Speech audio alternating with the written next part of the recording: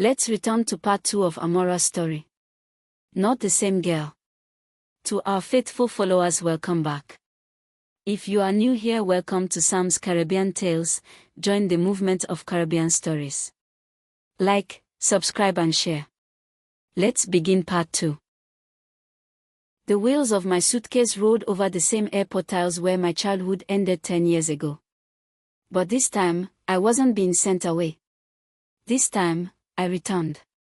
I wore a bright yellow dress, not soft banana yellow. No, darling. I talking sunshine in your face, queen of the village yellow. I wanted the sun to compete with me. Head wrap high, heels clicking like I owned the tarmac. People turned. Some squinted. Some whispered. One customs officer stared too long and finally said, "You look familiar, you from here?" I smiled. Very much so. It's funny how memory can shape-shift. The houses looked smaller, the roads narrower, and the people older. But they remembered me. And I let them wonder.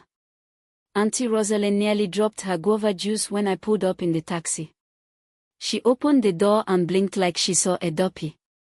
Amora. The same. I didn't hug her. I didn't cry. I just walked past her like I was walking back into what was mine. Inside the house, not much had changed.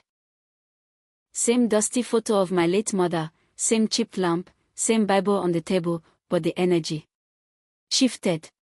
I wasn't their charity case anymore. I was a mirror, and no one likes what they see when guilt is staring back. Sufria talks faster than a radio with 2 DJs. By midday, the whole village knew Amora Joseph was back, and they were shook. They saw my interviews. My TED Talk. The UN clip floating on WhatsApp. One woman at the market whispered. She talked like one of them now, but you could still hear the island in her throat. The baker gave me free cassava bread. The old baba tried to get a selfie. I laughed. But inside, my heart still carried salt water. Auntie Rosalind insisted on a little family gathering. Translation: damage control. Everyone came. Cousin Siobhan, the one who resented me. Uncle Bertie, who once said I was too multi. Even Grandma Sylvia, who only ever called me a that girl. They stared at me like I was some kind of foreign object dipped in gold. "So what you doing now, Amora?" Cousin Siobhan asked, voice sugar-coated with spite. "Writing. Speaking. Consulting with international organizations." I said it casually, like I was listing items on a grocery list. "You must be making good money," Auntie mumbled, sipping her punch like it owed her. "Good enough to buy this house if I wanted to." The room froze. Grandma's dentures nearly fell out. I didn't say it to boast. I said it because I could. And they needed to know I wasn't the same girl who left crying with a suitcase and no shoes. Look, Caribbean family don't like surprises unless it come wrapped in rum cake. One of the uncles tried to save face. "Well, you always was smart, Amora. I remember when you used to count coconut in the yard for fun." "Yes," I smiled. "Because you couldn't afford toys and wouldn't let me play marbles with the boys." Even I had to laugh at that one. Petty has flavor when seasoned well.